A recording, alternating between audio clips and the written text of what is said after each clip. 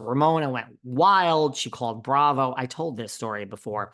Bravo called me. I told Bravo basically to go fuck themselves. I'm like, Ramona doesn't even work for Bravo. You fired her for being fucking racist. Why are you involved? Ramona's running to Bravo and like, this is going to scare me. So my point is, I am not that bitch. I'm not that girl. So you want something from me and you're not, my mother, my father, my good friend, it's a business. What are you going to do for me? I ain't editing anything out of the Avery Singler chat if Ramona ain't coming on the podcast. Ramona's so mad at me. Oh, it's like, no one needs to be mad. Life is existing as it was 3 hours ago. The second part is going out. There are no edits. If you change your mind, you want to come on the podcast, Singa Stinga, come on, and then you get all the edits you want.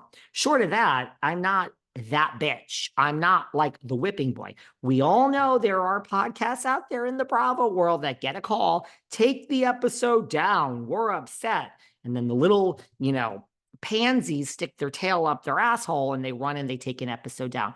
I'm a housewife. Take the episode down. I don't like it. I'm a housewife. Say this about me in the comments. Everybody knows that ain't me. You're not going to do that to me. No, no, no. I don't know why you listen to those podcasts. They're weak and they pander to the masses. So everybody knows that that's not me and nothing is being taken down here. So, and I don't respect that, to be honest with you. So what is my point? So my point is Vicki, I think, has a good point, but man, Jennifer Pedranti, like, sure, you're going to go back for your season. Jennifer Pedranti isn't getting fired. Okay. So it's like, you'll go back for your third season, which puts you probably like at 300,000. And, you gotta weigh it out there. But I don't like I always say this, I'm on Big Brother or Survivor. You're my enemy. I know you're coming for me. You come to me and you try to convince me not to vote you out. And I listen to you and I don't vote you out. And the next week you come and you vote me out. I can't live with myself. I take the swing and I try to vote you out and I say, I'm not listening to you. You're telling me not to vote you out, but I know you're coming for me. I vote you out this week. It doesn't work. You stay in the game. I'm in the game. The next week, all your little allies screw me over and vote me out. I'm okay with that. I took my swing offensively when I had the chance. I failed, and now I'm voted out. Totally can live with that. I can live with not editing anything out of Avery Singer and burning a bridge with, Ramona, which she doesn't even know what fucking day it is, which isn't even burned forever in Hollywood, as we know. But I don't like the take. So I don't like this, Jennifer, if Bravo's going to put pressure on her, don't do this for what? What are you getting? Are you getting a guaranteed in writing contract for 5 years? So Vicki has a point. Man, we have to rush it along because this is just a quick hit.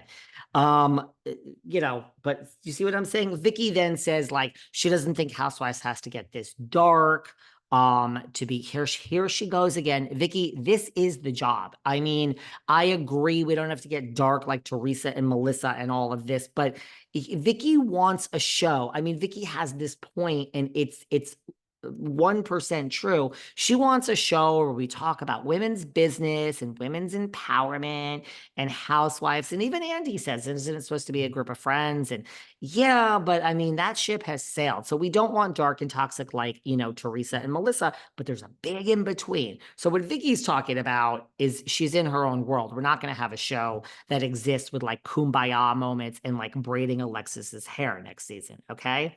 So, but I get your point, Vicki. Vicki also says it's gross. She also thinks you're gross, Tamra. And stop it. You're 60 years old. Just stop going low like this. So Vicki would not comment on whether she's going to join in on the suit. But what I loved is Vicki revealed that Jill Zarin called her. My girl Jill, right down the street here in Sag Harbor. Teresa called her. And they're all weighing in and saying, go for it, go for it. Obviously, let's remember, Louis Rieles went absolutely, positively batshit crazy, insane at BravoCon against Teresa's podcast host. He went psychotic. Tamra witnessed this. Tamra talked about it in a public forum. She's said, I witnessed this. Louis is a psycho crazy. That's why Teresa doesn't like Tamra. Jill Zarin, if you remember the whole thing and Jill's Hamptons party, I don't know what year it was. I went last year. I didn't go this year. Vicki was in the Hamptons. Thank God I wasn't there when Vicki was there. That she was in the Hamptons, Vicki, and that I guess this is when Jill decided not to go back to Roni or whatever. Or whatever it was. I think it was that she wasn't going back to Roni because they offered her the least amount of money, less than Kelly Ben-Simone, which is a total insult. Put some fucking respect on Jill Zarin's name. She's the OG. Okay. And her name carries way more weight than Kelly's in the Roni world. Sorry. And then she told Vicki, and I guess Vicki told Tamra in confidence, and Tamra spilled this all over social media. So that's why Jill doesn't like her. So they're all calling, they're all weighing in. Vicki's weighing in. Kelly wants this class action. Teresa's so excited. Teresa also is getting her popcorn. Jill Zarin's excited. I mean, this is just Jim Bellino has weighed in. Jim Bellino has made a comment that, let me read Jim Bellino's comment. Jim Bellino is now weighed in addition to Teresa and Jill Zarin. Jim has said, 6 years ago, I had to sue a public figure for slander and defamation. I won that case, but what I didn't realize was I was not healed. And the reason I realized that is because just 72 hours ago, the same person, he doesn't mention her, but let's face it, it's the rat. And she scurries and she waddle. The same person, a public figure, slandered and defamed a friend of mine. That's Ryan. Jim said he had unresolved bitterness and anger. It brought back really bad unresolved issues of anger and frustration. Right now, I forgive you for the things that you said and the damage that you had caused me and my family. He told his followers, take the high road. If you have unresolved bitterness or anger towards someone, forgive them. I agree. Forgive them whether they're right or wrong, because it only hurts you to have a deal with that within yourself, have to deal with that within yourself without releasing it to God. I agree. Totally agree that you have to forgive people if you hold that it goes to you and it doesn't go to them. So Bellino has weighed in. Teresa has weighed in. She loves this. It takes the heat off her and Louis. I got stuff to say about her and Louis. I got stuff to say about this Joel Kim booster slamming Shannon. This is the Shannon we've heard about for years. Somebody I know was just on a flight with Shannon. The report ain't good. Ain't good the way she's treating the staff of the airline.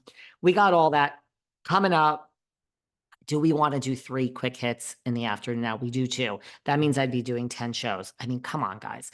But I love you all. I mean, comment, sound off. Do we want to add a 3rd show like this in the afternoon? I mean, can't say no, right? But do we want that, or are we really oversaturated here with David? Like exhausted. Like I can't hear my own self speak. It makes me like exhausted. Love you all. This episode was really just the lawsuits piling up against Miss Judge, none of which are really real yet.